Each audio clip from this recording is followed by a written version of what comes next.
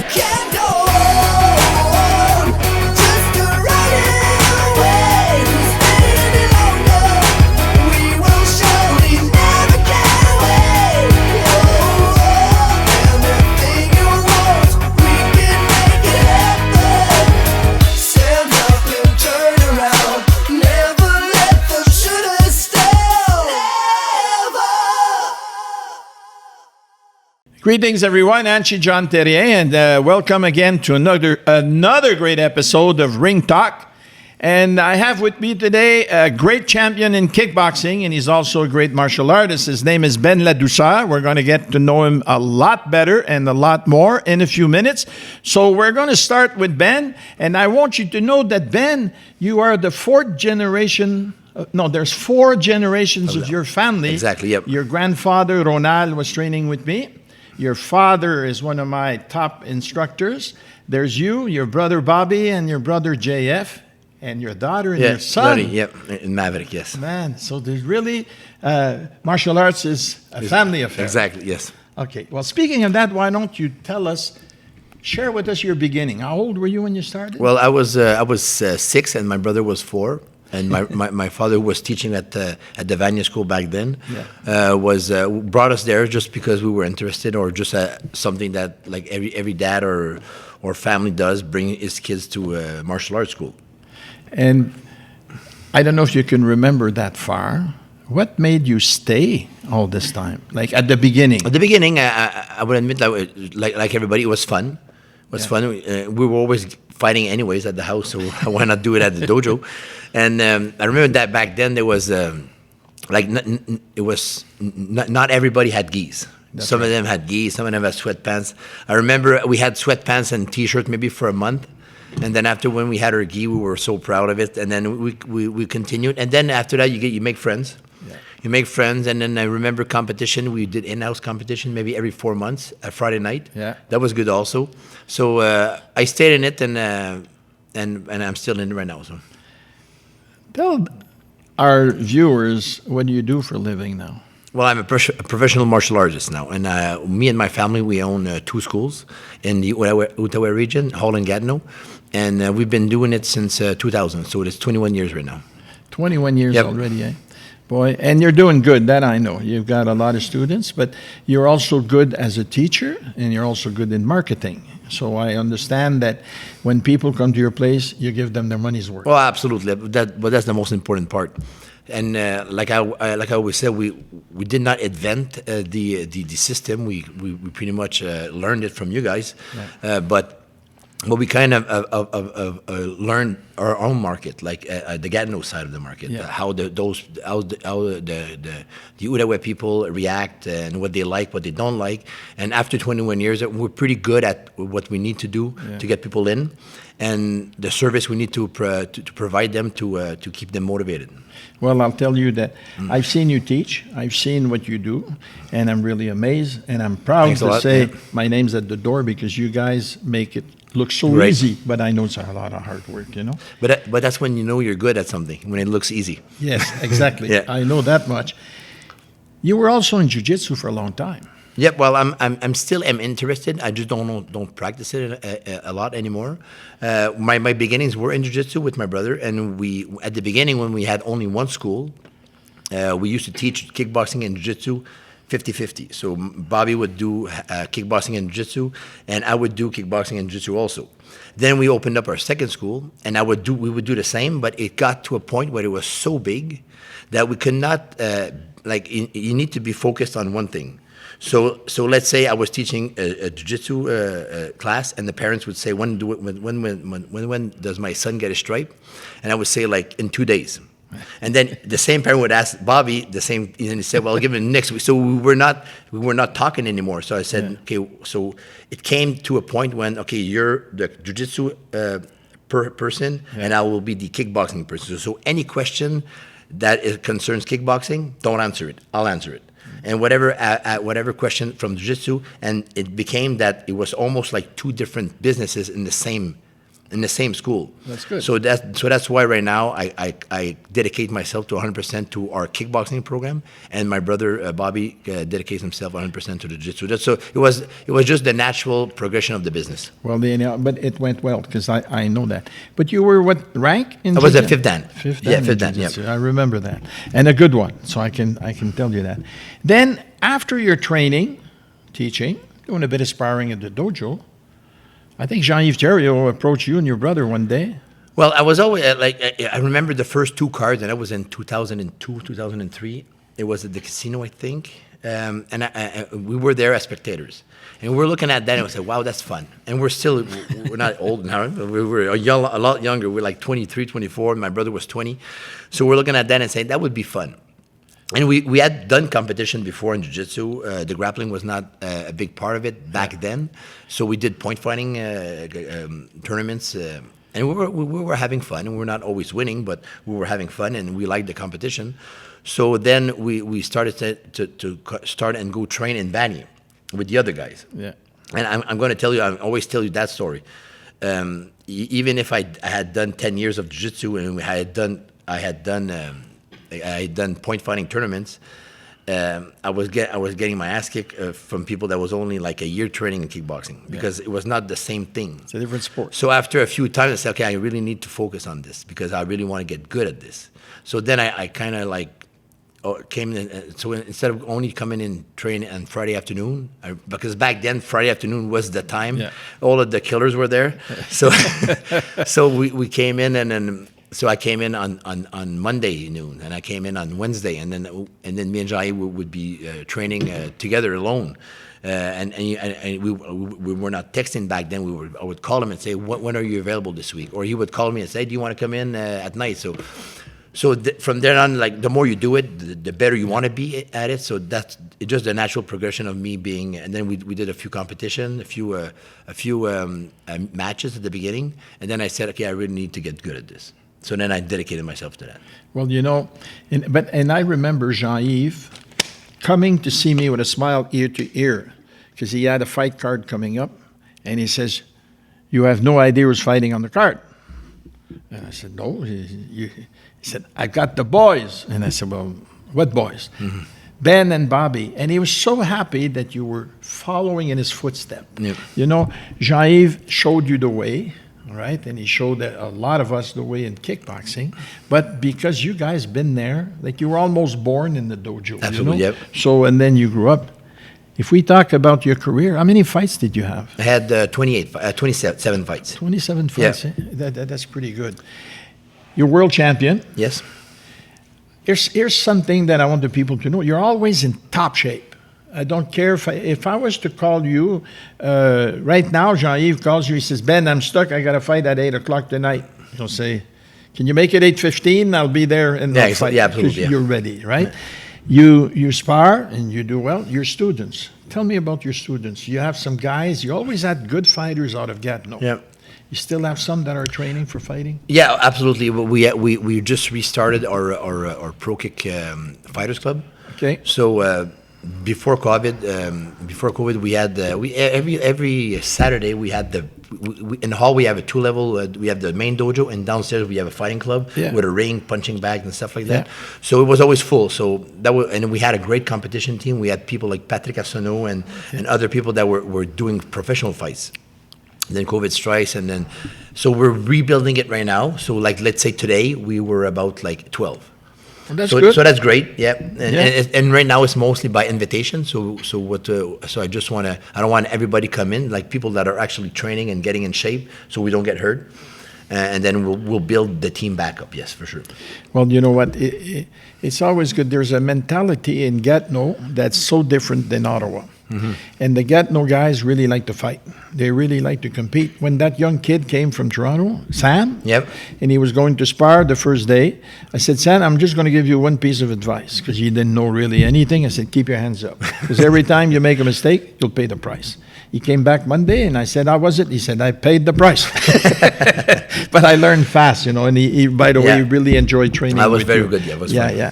So when we look at kickboxing today versus, let's say, 15, 20 years ago when you started in kickboxing, or 10 years. Yep. What's the difference? For the sport, it's pretty much the same. It's more well. If you talk to me personally, at the beginning, like the first 4 or 5 fights were hell. Like I would not know if I would be able to finish the 3 rounds, right? But that because you need to work at it. You need to go like from 3 rounds to 4 rounds to 5 rounds to 7 rounds to, I guess, 10 or 12 rounds that I never did. But I know at the beginning the first four fights were tough. And then after that, well, you get in shape. Like you said, you always need to be in shape, and that's why I always say, like I need to train not every day, but I don't have off seasons and on season. Like Jean-Yves would always say, he was always in shape too. Always. It was not like you would do a fight, then would do like 3 weeks of nothing, then go back to training camp. He would arrive in training camp in shapes, and I pretty much always did that also. You know, when you mention. One thing I like about you, Ben, is you're honest. Mm-hmm. You're honest with yourself. You're honest with me. If you have something to say, it's not nice, you still say it. To me, politely, but you'll say it. And I remember one of your fights, you went, I forget where it was out of town, and you lost. Yeah, the first one in Toronto. The first one? Okay. I asked you, I said, what happened, Ben? He says, it's simple. I was so goddamn lousy. He said, I did not have it. To me, I said, this guy understands that it's not the referee's fault. It's not this fault. It's my fault. And sometimes it's okay to know that we screwed up. Yeah, absolutely. Yeah. You know, but you don't screw up twice. No, and I try to never do the same mistakes twice. No. You never did either. No. So we talk about fights. Which fight was your best fight? I actually never really thought about it, but I got a few favorite ones. My first North American title against a guy named Jonathan Lopez. That was a tough one because the guy comes from New York, and I remember we had a good plan. We had a good strategy. I was in shape. After the first 20 seconds, I was like, okay, this is not happening. This is a street fight. Yeah. And there's no technique in here. No. I came back to the corner after the first one. I said, okay, forget it. Take the plan. Shove it. Yeah, and then we'll just fight. And I remember after the third round, he had nothing left, and I knocked him out in the 4th. Yeah. And Jonathan Lopez was U.S. champion. Yeah. He comes from the Bronx. He's won. No, he was tough. He was tough. Tough. I like him, but he was tough. Yeah. So, but you see, this is good because you've experienced a challenge. You took a negative and brought it into a positive. Yeah. You know. So.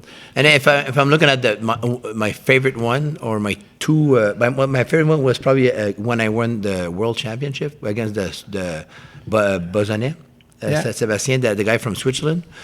That was fun because of all the hype around it. Like it was something like it was a happening. There was a lot of people there, and it was a big celebration. And a lot of my students or my family members were there. So if I'm talking about like my favorite one, would be that.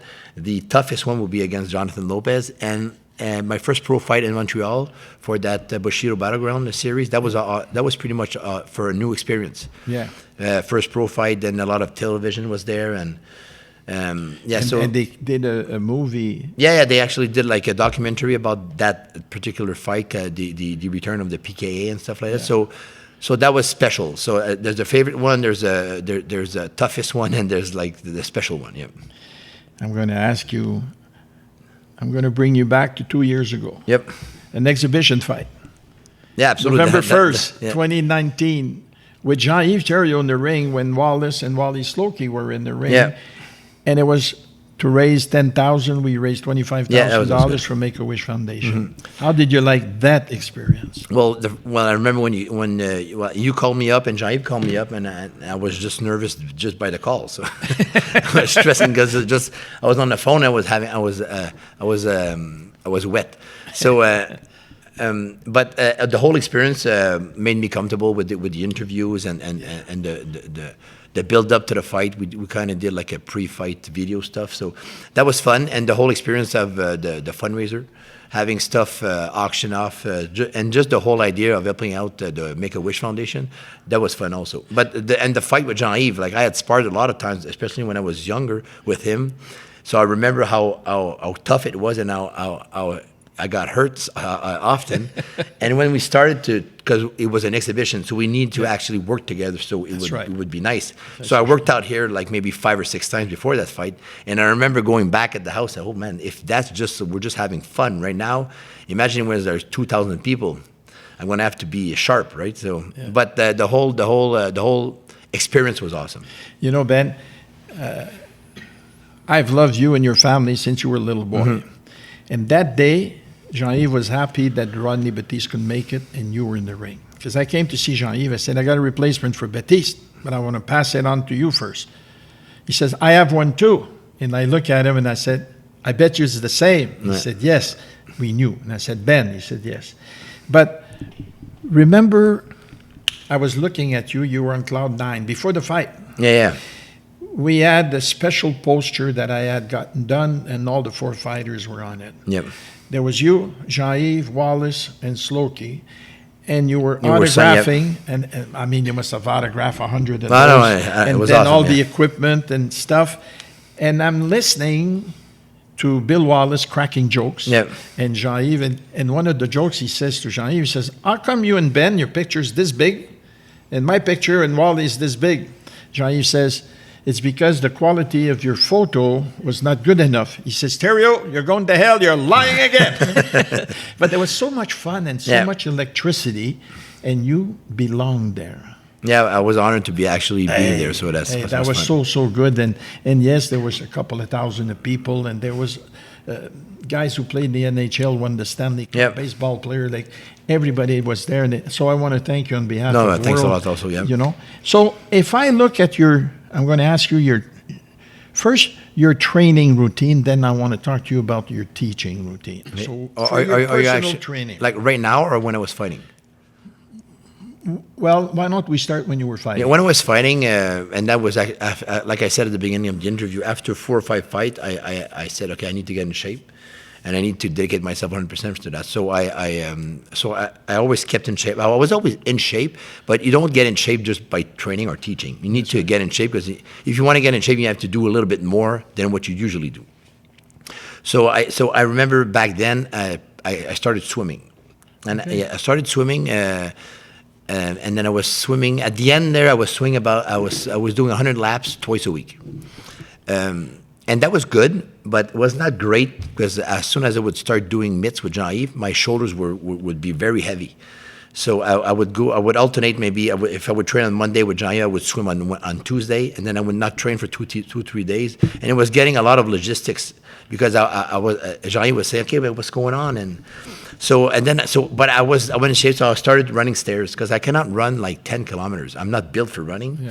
And all that jiu-jitsu when I was young and stuff. So the body's, I can't handle running. So, but I could handle stairs. So in Gatineau, we have a polyvalente at Abiya. There's about 200 stairs like this. And I remember Jean would do that. So I said, let's do it. So I would do that 3 times a week. So let's say I would do it for 12 times. That would represent maybe 6 rounds.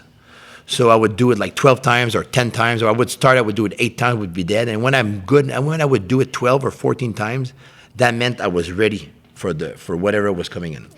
So I would do cardio, I would do strength and conditioning, and I would do weights also, but I was not a big fan of it at the beginning. But I fell in love with weightlifting, but not weightlifting for bulking up, just to have a good look. Strength. And that would transition into my credibility as a martial arts instructor, because when you're in front of the class, you want people to believe in you. Okay, what he's doing must work, because look at what he looks like, right? Not the instructor that's not in shape and he's saying to the people, do 50 push-ups, and the guy's like, you can even do 5, right? Yeah. If I'm asking you to do 50, because I'm going to be able to do 50. So I always kept in shape. So when Jai would say, you want to fight in 2 months, 3 months, I would say, good. I would get in a little bit more shape. I would come here, and then I would not, because I don't want to disappoint him. So I don't want to take the first month of training camp to get in shape. I want to start in shape. Then I would just learn stuff in there. Yep. That is good. your routine for teaching? Because your routine, I've got people around the world that I've seen you on World Martial Arts Live, that I've seen you on some of the podcasts or some of the Zoom that you did for training, and they really, really like the energy you put into it, the speed and the fun and everything else. Well, I might have a little different vision about teaching than maybe the average person. I don't want to say I teach kickboxing. I always say that to people. I say, well, people come into the dojo because they have work, they have families, so and they just want to get away from it all. So when they come in, they want to get in shape, but I try to entertain them through kickboxing. So if they're at the dojo for an hour and they're going to work out for 50 minutes, well, it's my job to make them maybe forget they had a fight at the house, or maybe forget they had a bad day, or whatever, their kid got suspended. When they're at the dojo for 50 minutes, they need to be focused. So it's my job to have them focused. So that's why I'm always like, okay, not giving them any breaks, maybe crack a few jokes, do stuff just to make them be in the moment. So I say we entertain people through physical activity. Yep. So it's like if you go watch a show, a comedy show, you'll laugh for an hour, so you just forget your stuff. Well, you come to the dojo, and for 50 minutes, I won't be the guy in front that makes you laugh, but I'll make you sweat, right? And all of the stuff I try to incorporate, I actually did myself. I tried a lot of stuff. I tried all kinds of stuff. I tried P90X, I tried TRX, I tried all of those stuff. I tried them on, and I try to incorporate that through kickboxing, because the reality of the kickboxing program is there's only 4 punches and 4 kicks. That's right. So after 5 or 6 years, you need to be creative. So we try to create different drills that incorporate those eight techniques. Then you do mitts, then you do conditioning, then you do explosive. And I got a lot of contracts with different schools, so I kind of incorporate that right now with the kids. I have a hockey program at Nicolas Gatineau, Sport Études Hockey, and they not hired me, but they approached me to do their off ice training and all of the explosive leg explosive. So that's a lot of jump kicks, a lot of kicks, a lot of jump squat kicks. So yeah, it's fun. And one of the things I remember, you always seem to come up with some crazy things that is funny, and everybody buys into it. Remember the wheel, spin the wheel? Yeah, well, I cannot take 100% of the credit for that. My brother was also, because when we do that Zoom thing, like we were in COVID, we were teaching 5 days a week, 6 days a week. So you need to be creative to keep the people motivated. So he came up with that wheel stuff, and then or the crazy dice. We would do a dice, and then if it fell on the 5, we would do this exercise. And I kind of came up with a pyramid. At World Martial Arts Live, I did the pyramid. So we started maybe with 10 exercise, 20, and then we would go from 50 to 10. So, but people need to look at it, and when they see it, they say, okay, there's only this much left. Okay, this is the last drill. So when it's just you saying, okay, do this, but when they see, and okay, we only have like 50 reverse crunch to do, and then we're done. Okay, let's go. So yeah, we're pretty much creative, me and my brother, and we help each other, and our programs get better like that also. What's the future for Ben Ladouceur in kickboxing? Continue to teach, continue to teach, continue to train, hoping we have, and you can never plan that.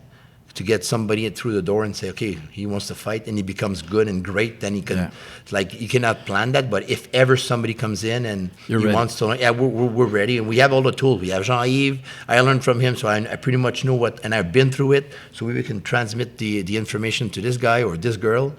That would probably be a good future. If not, we'll just grow the schools and try to teach as many people as possible and have fun with it. You know, I see a balanced thing. I have a vision in martial arts that has brought me up to now for 60 years almost. And my vision normally is pretty good. Sometimes I have to adjust it. But I see where with Jean-Yves, when he started, it was raw. And it was like nothing, okay? To when you started and to where you've brought it up now. And I know that if somebody walks in, I think he's going to see that. And you're still young. You still have the juice. You still have the goodwill, and you want to do it. So anybody in your vision right now that might be able to go far? Not right now. Not right now. just because it was so. See, we were almost closed for a year and a half. So all of the fighters, like, either they just were not motivated anymore to do it, changed plans, had families, had kids. Yeah. So, Pandemic. Pandemic. So right now, as we speak, we have nobody now that would like to maybe, but we never know. Make the sacrifice. Exactly. And you know what? It's it's so like, it's like a funnel, right? Yeah. For every person that comes out, a great competitor, we have maybe 100 people that came in through the door, and Yeah. because 95, and this is our model of business, same as it was always. We're not a school where we make fighters. No. We're more on self-development, right? So That's right. 96% of our clients are there just for having fun and fitness. Sweat equity. Exactly, and coming in, working out, and leaving. 2-3% of the people really want to compete. That's right. Yeah. That's right. If you have an advice to give to an up-and-comer in kickboxing, a young guy, like this guy Sam. Yeah. Okay, he comes in, he's going to come in. Oh, I had something for you, I forgot. He's going to come in and train maybe every 5 weeks. Yeah, 6 I weeks. told him, I said, text me when you're in town, and well, this kid he's pretty focused, that's for sure. Yes. But he has a martial arts background also, so he's pretty focused, and that's when you just need to, in English, I don't know the word, but s'engager. Yeah, okay. Engaged. And you need to engage yourself, and you can't just half-ass it. You either do it properly or you don't. And for whatever reason you want to do it, that's Jean-Yves told me that. If you want to do it because you want to compete, well, do it right. If you want to do it just because you want to be in the ring and 2,000 people cheer for you, well, if that's your reason, well, do it properly. That's right. For whatever reason you want to do it properly. That's good. Yeah. That's good. You know, I look at, we always keep people humble in our dojos, right? People come, 95% come and train. The one who want to go further, we keep them humble, because if they don't, they're going to get hurt. We're going to look bad. They're going to look bad. It's not good for the sport, and everybody backs down. Ben, you won't realize this, but we've been doing this now for half an hour. Wow, We're it's just good. at the It end. was quick, eh? It was a great interview, but I've got a few quick questions for you. Okay, and you just answer me, but just before we go there, I want to ask you one more question. Yep. What is the greatest accomplishment that you've done through the fight game? I don't know. That's a tough question to call. Actually, if I motivated people to get in shape, that's good. Winning the world title was good also. Yeah. And having souvenirs about it, like yeah. Nice memories. And I'm not a guy that says, okay, I did this, I did. I'm not. No, I know. I'm éternel insatisfait in French. When I accomplish something, a week later I just want to do something else. That's and right. that was like that for all my life. That's right. So I'm like that. So when I did something, I'm happy about it. 2-3 days later, yeah. well, anyhow, I know that you've accomplished a lot by what you said. All right, you can have dinner with anybody you want, dead or alive, and have a nice dinner with in conversation. Man, I'm not sure about that question. If there's only one person, I can't really answer it. But it would be with a nice group of friends. Do you have any hobbies outside of kickboxing and martial arts? I have a lot of hobbies. I kind of like, but as much as you know, and people that own martial arts school know, it's very action. It's always action. Always a lot of people, a lot of screaming, a lot of yelling, and when that is done, let's say at night or in the day or at weekends, I kind of like to. Cool down. So I like camping. I like staying home, cutting grass, just peace and quiet, and having fun with the family. That's good. Family is important. Yeah. Favorite music? I did a lot of styles lately. Now I'm most into the country music. Well, Yeah. that's good. Yeah. Age is coming up. I'm not a rapper. I'm still No, in rock and I roll. was never a big fan of it, but when I was younger, 90s, it was good also. Yeah, okay. Your favorite food? Favorite food, I started to develop a taste for sushi. That's Well, that's good food. Yeah. Yeah, typhoon and everything. Yeah, it's all good. Okay. Yeah. I'm going to ask one what I know the answer. What's your favorite beverage? Beer. Beer, For sure. yeah. I remember speaking to Luc Prudhomme of Molson, and I say, Ben likes that kind of beer because he had some beer, you know. He says, Ben likes beer. Exactly. Any beer. Favorite movie of all time? Another one that I can't answer. But I liked a lot of movies. I don't know. Okay. I don't know. Sorry about that. I never really stopped and think about what's a great movie. You know, I look at, no, that's okay. Mm-hmm. I look at a favorite city. You've traveled a bit. You've been to different places. Is there a city that you've been to that you really like, took a shining to it? Nah, well, Quebec City is nice. Quebec City is Yeah, Quebec City. Just because you can walk pretty much. A lot of pubs also there. Yeah. I remember when we went to Vienna, Austria. Yep. You were... We had a wine tasting there. That's Yeah, that's where I'm going. So you were not drinking wine then. And we had a wine tasting and they put a pot. And you taste it and you spit it in the pot. And I went, no, my table, we don't spit wine. And it was very good wine. And you look at me and say, well, Hanshi, I don't learn, right? The next day or 2 days later, we went to visit a brasserie. Yeah, that was more in my style. Yeah. And the guy says, you got to try this beer. And you went, and at my table, we're not spitting beer here. Yeah. So that was good. But you like wine now also. Yeah. Any special favorite wine? I'm not a connoisseur. You like beer, enough, you like wine. Yeah, it's good. Okay, that is good. But I got a kind of beer. It's Molson all the time. Yes.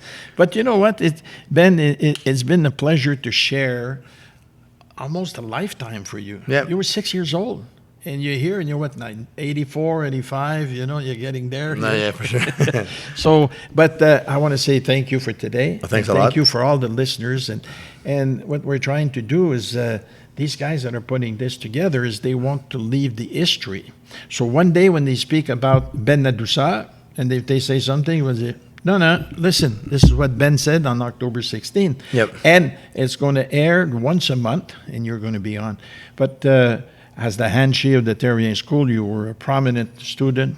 You gave back so many ways. The whole family, the Ladouceur family, are very, very special.